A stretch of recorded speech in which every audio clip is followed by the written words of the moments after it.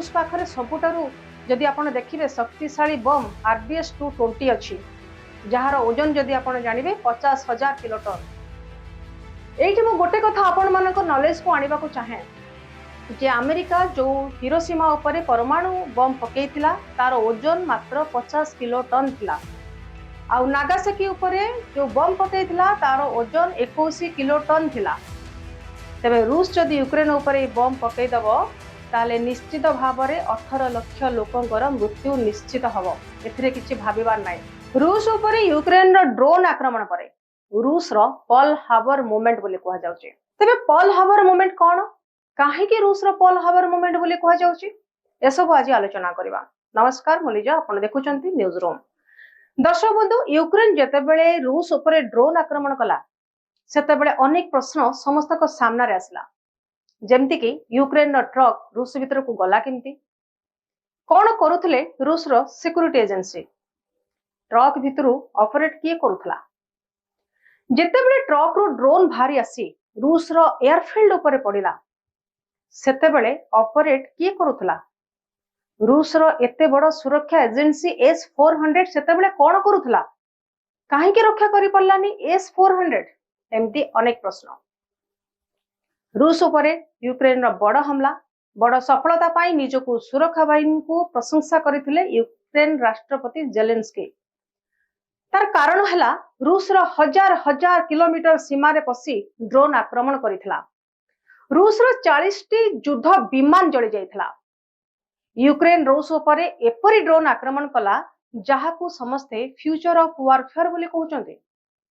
दर्शक बंधु, यूक्रेन रो एई drone attack परे आमे गोटे कथा निश्चित भाव में कहि परिबा जे युद्धर टेक्निक बा कौशल संपूर्ण बदली जाइछे।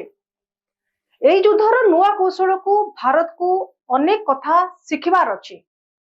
पूरा दुनिया को गोटे प्रश्न पचार जाउची जे कोन रूस और यूक्रेन भितर न्यूक्लियर वार हेबो, सतरे कोन तृतीय विश्व युद्ध आड़ को या संकेत देउची। रूस उपरे यूक्रेन रो ड्रोन आक्रमण को पर्ल हार्बर मूवमेंट बोली कहा जाउची। काहे के कहा जाउची पर्ल हार्बर मूवमेंट रूस रो ए जो यूक्रेन रो आक्रमण को मने पकांतु 7 डिसेंबर 1941 मसिया कथा। जापान अमेरिका रो नौसैनिक अड्डा उपरे जेतेबेले सरप्राइज अटैक करथिला। आ जापान रो ए अटैक परे अमेरिका रो द्वितीय विश्व युद्ध पई बाट खोली जायथिला। आ जापान रो ए हमला परे 2403 अमेरिकीय सैनिक निहत हेतिले। आउ 8टी युद्ध जहाज ध्वंस हो जाइतला। 300 रु अधिक एरोप्लेन ध्वंस विध्वस्त हो जाइतला। आउ 1000 रु अधिक लोक गुरुतर आहत हेतिले।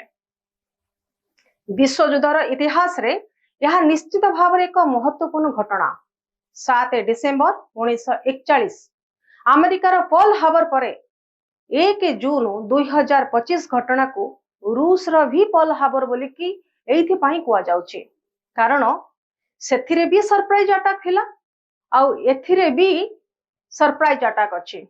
रूस को जणा नथिला एयरबेस ऊपर एमिति ड्रोन आक्रमण हबो बोली, कारण रूस रो 5टी एयरबेस ऊपर यूक्रेन ड्रोन माडा करिथिला। आउ रूस रो बॉम्बर फ्लाइट रो आपण जानचंती 30% एयरक्राफ्ट नष्ट हो जाइथिला। आउ अमेरिका पर्ल हार्बर मूवमेंट परे 1 जून 2025 को रूस पर्ल हार्बर मूवमेंट बोली कहा जाय परिबो, एथिरे किछि संदेह नाही। आउ लागुची इतिहास जेमती 50 वर्ष परे पुणी फेरुची। आउ जापान रो ड्रोन अमेरिका रो बॉम्बर एयरक्राफ्ट को मध्य ध्वंस कला। सिक्स सेमती पर्ल हार्बर अटैक रो परिणति देखंतु, जेमती कि जापान उपरे अमेरिका रो परमाणु बोमा अटैक करथिला। आउ 6 अगस्त 1945 को अमेरिका जापान रो दुईटी शहर हिरोशिमा और नागासाकी उपरे परमाणु बोमा मध्य पकेइथिला। तापरे द्वितीय विश्व युद्ध शेष होइथिला। तेबे जापान को द्वितीय विश्व युद्ध पई अमेरिका एथि पई बाछिला कारण जापान अमेरिका उपरे पर्ल हार्बर अटैक करिथिला। एथि पई एबे प्रश्न उठुची, एबे यूक्रेन रो ड्रोन अटैक रो परिणति बा कंक्लूजन जहां भी आपण कहि पारंती किछि परमाणु बम रे शेष होई पारे, कारण रूस रो राष्ट्रपति पुतिन को पाखरे आउ ए हमलार बड़ जवाब दबार आउ कोनोसी द्वितीय विकल्प नाही। यूक्रेन को तो जवाब रखिबा को पड़िबो। रूस आउ यूक्रेन रे इगो लड़ई चली कहार इगो कौन कम नुहे वास्तव में आपड़ जदि देखिए पुटिन आउ जेलेन्स्की को इगो एते बढ़ी जाइए जे केही युद्ध रोकवा को नाराज एथिपाई आशंका करा जाउची जे रूस आउ यूक्रेन युद्ध कौन परमाणु युद्ध समाप्त हबो अनेक लोक अनेक प्रश्न पचारुचंदे तबे दर्शक बंधु टिके भाबंतु जदि परमाणु युद्ध हुए तेबे क्षति कार हबो रूस रो ना यूक्रेन रो कारण रूस पाखरे 1710 डिप्लॉयड वारहेड अछि आउ यूएस पाखरे मात्र 60 टी अधिक अछि माने 1770 डिप्लॉयड वारहेड अछि आउ जदि आपण माने जानि पे जे डिप्लॉयड वारहेड होची एपरी गोटे परमाणु अस्त्र जहाकू तुरंत व्यवहार करा जाय परिबो आ रूस पाखरे जते बेले एई परमाणु अस्त्र 1710 टी अछि यूक्रेन पाखरे जदि आपण देखबे जमा नाही जदि यूक्रेन को ध्वंस करबा को रूस चाहिबो मात्र 150 रु 200 डिप्लॉयड वारहेड यथेष्टता पाई से गोटे मिनिट रे चाहिले से यूक्रेन को ध्वंस करि परिबो ता छडा रूस पाखरे सबुटारु जदि आपण देखिबे शक्तिशाली बम RDS 220 अछि जहार ओजन जदि आपण जानिबे 50,000 किलोटन एठी मो गोटे कथा आपण मानको नॉलेज को आनिबा को चाहे जे अमेरिका जो हिरोशिमा उपरे परमाणु बम पकेइथिला तार ओजन मात्र 50 किलोटन थिला आउ नागासाकी उपरे जो बम पकेइथिला तार ओजन 21 किलोटन थिला तेबे रूस जदि यूक्रेन उपरे बम पकई दबो ताले निश्चित भाबरे 18 लाख लोकंकर मृत्यु निश्चित हबो एथिरे किछि भाबिबार नाही रूसिया विषय रे आमे एई सब जो कथा कहूचु ताहा अनुमान करा जाय पारे ताहा सोशल मीडिया गणमाध्यम रु प्रकाशित कारण यूक्रेन छोट देश ता भीतर भी से जो अटैक करछि रूस ऊपर को रूस कोन चुपचाप बसिबो पुटिन कोन चुपचाप बसिबे आउ तांको जवाब दबा पई तृतीय विश्वयुद्ध छड़ा आउ किछि ऑप्शन नाही